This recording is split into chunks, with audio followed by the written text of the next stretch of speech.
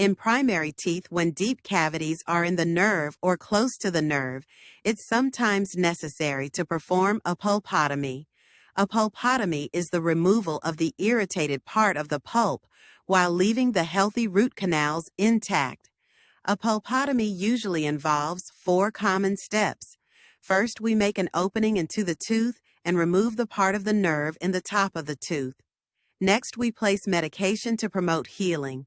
Then we crown a tooth to seal it and protect it.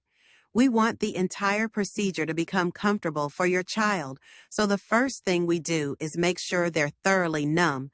We place a rubber dam around the tooth to isolate it from the rest of the mouth. It protects like a safety net. Nothing can fall to the back of the throat. To get to the irritated tissue, we make an opening from the top of the tooth down into the pulp chamber. We carefully clean out the nerve tissue and then place some medicated packing. Sometimes the medicated packing is removed and sometimes it's left in place. The last step in the procedure is a crown. It seals and protects the tooth.